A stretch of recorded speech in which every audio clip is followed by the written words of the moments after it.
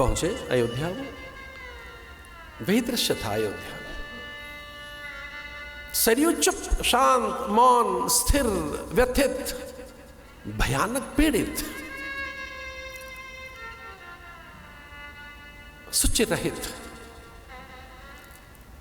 अवध में भयानकता, मौन, कोई भरत को देखना नहीं चाहता।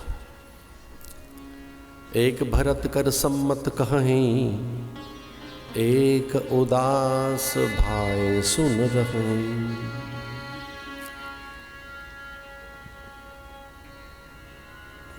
एक कहें ये बात अलीहा, कान मूद कर रद गई जी हाँ। कितने प्रकार के लोग अयोध्या में। अरे ऐसे बावरे लोग अयोध्या में, वो पता है क्या कहते हैं? अरे ये सब किया कराया भरत का है।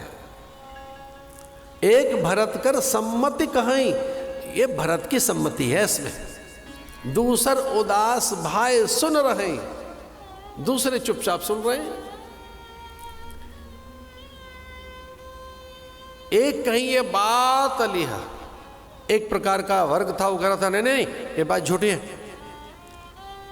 चौथे कह रहे भाई हम ये सुन नहीं सकते, कान बंद कर लिए। लेकिन ऋषि मुनियों के झुंड निकले, अच्छे लोगों के, महापुरुषों के।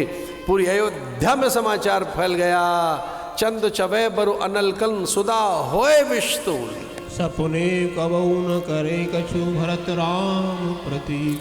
हो सकता है कि चंद्रमा अग्नि बरसाए, हो सकता है कि सुधा विष बन जाए,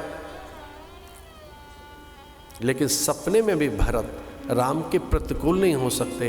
और जो भरत के लिए इस प्रकार के निंदनीय भाव रखेगा, उसे घोर नरक में जाना होगा, और राम कभी उसे मुंह नहीं दिखाएंगे।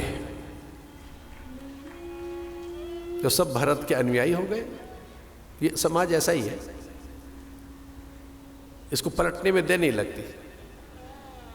एक हमारे कोई परिचित संत थे, वो कहते थे समाज का नाम है पलटू राम। ये पलट जाते हैं, इन्हें पता ही नहीं कब पलट जाएंगे। अपने सुख सम्मान के लिए, अपनी संवेदनाएं चाहिए इनको, तो अपनी हित सिद्धि के लिए।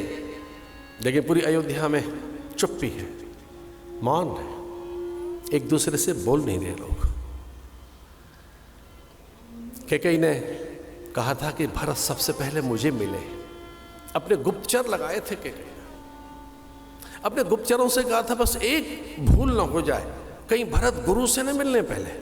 हाँ, वो बुलाया गुरु जी नहीं है, पर पहली भेंट गुरुदेव से न होने पाए। किसी भी तरीके से गुरुदेव के आश्रम से जाने से रोकना भरत को, मेरे पास ले आना। भूल कर भी कौशल्या क्या न चले जाए। क्यों? उल्लसित है, आनंदित है। बोली पहले मैं मुकुट तो रख दूं माथे पर उसके, जैसे भरत आए कम से कम उसके शीश पर मुकुट तो रख दिया जाए। पहला काम ये किया जाए। अरे गुरु से क्या मुकुट रखवाना है, अब तो मेरा अधिकार है। अब प्रजा का उत्सव बाद में होता रहेगा, राज्याभिषेक की तैयारियां बाद में होती रहेंगी। अरे मैं मुकुट तो रख दूं अपने लाला के माथे पर। अब मुझे क्षमा कर दीजिए, पति की लाश पड़ी हुई है, वो मिठाइयां बनवा रही हैं। लिखा तो यही है, उनके महल में मिठाइयां बन रही थी, साज सज्जा, पकवान, व्यंजन, मिष्ठान सज धज के तैयार हैं। वो खुद भी आरती का थाल लेके द्वार पर पहुंच गई। सज आरती मुदित उठ धाई। सज आरती मुदित उठ धाई, द्वारे भेंट भवन ले आए। मैं कल्पना तो करके देखो कि जिसका पति और उसकी लाश पड़ी हो घर, शव हो राजा का, और ऐसे समय में पकवान और मिष्ठान बनेंगे क्या? ऐसे में वो सजेंगे क्या? कि आरती का थाल सजाया जाएगा? लिखा तो यही है रामायण में। सजे आरती मुदित उठ धाई, द्वारई भेंट भवन ले आई। हाथ पकड़कर अंदर ले आई। लेकिन वो भयभीत है, व्यथित है, उसे सन्निपात जैसा है, वो अत्यंत आहत है। वो पूछना चाहता है, मां समाचार क्या है, राजा है कहां, भाई है कहां, लखन कहां है। पूरी अवध की स्थिति अनाथ जैसी, ये हुआ क्या है। लेकिन देखिए वो कहां से आरंभ करती है बात। तात बात में सकल समारी, भई मंथरा सहाय विचार।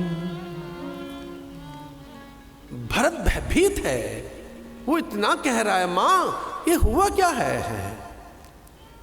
यह सब आहत, व्यथित, पीड़ित, दुखित, सब में रोदन क्यों है, सब रो क्यों है, सब चुप क्यों है। अवध में ये निष्प्राणता क्यों है, अवध अस्तित्वहीन क्यों है। पिता है कहां, भैया है कहां राम। अब देखिए ऐसे में वो क्या कहती हैं, तात बात में सकल समारी। भैया मैंने तो सारी बात संभाल के रख ली थी, और हां ये मंथरा न होती तो सारे काम बिगड़ जाते। भय सहाय मंथरा बिचारी, ये मंथरा न होती तो सारे काम बिगड़ जाते। कछुक बात बीच बिगार्यो, भूपद सुरपतपुर पगधाम। कछुक काज विधि बीच बिगार्यो। अब कल्पना करके देखिए, मुझे क्षमा कर दे माता कैकेयी, मेरे मन में तो उनके लिए अनन्य अनुराग और आदर है। मैं तो माताओं के लिए स्वप्न में भी कल्पना नहीं कर सकता अपशब्दों की। पर देखिए मां कर क्या रही है, जिसका पति पड़ा हो उसकी लाश पड़ी हो, वह पकवान व्यंजन मिष्ठान आरती सजाकर खड़ी है और कहती है मैंने सारे कारज बना लिए तेरे। कछुक काज विधि बीच बिगाड़ियो, ये तो विधाता ने थोड़ा काम बिगाड़ दिया हमारा। क्या बिगाड़ दिया मां? बोले तेरे पिताजी नहीं रहे, वो स्वर्ग में चले गए।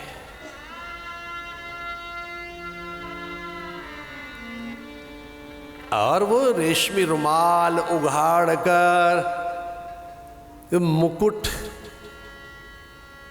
दिखाया, देख इक्ष्वाकु वंश परंपरा के प्रतापी सम्राटों का मुकुट मैंने तेरे पिता के माथे से उतार लिया, अभी तेरा है। राजदंड, राजवस्त्र, समूची वसुधा के वैभव का एकमात्र भोक्ता मेरा भरत।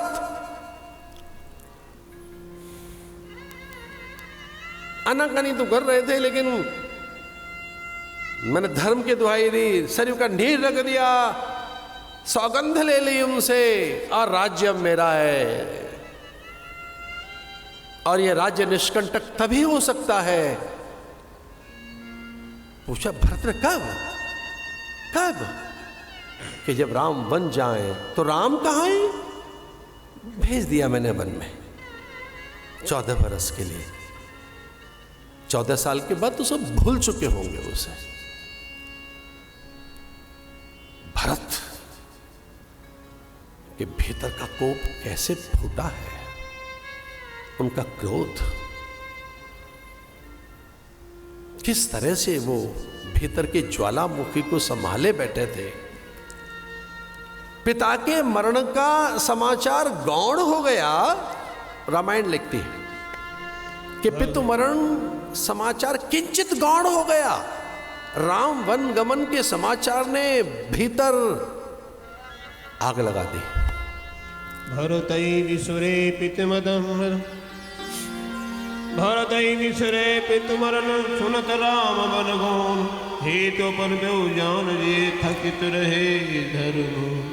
अपशब्द इतने कहे भरत ने कि तेरी जिह्वा गल क्यों न गई। अंबर से बिचुरी आकर तेरे मस्तक पर गिर क्यों न गई। तेरे खंड खंड शरीर के हो क्यों न गए। सूर्य ने तेरी काया झुलसा क्यों न दी।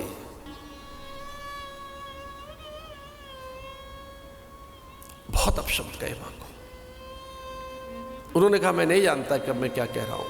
मेरे पिता ने तो तेरा त्याग कर ही दिया होगा, तो अपनी मां को पापिनी कहकर उन्होंने कहा, अरे पापिनी, कुलघातिनी, पति हत्यारिणी, विश्वास नाशिनी,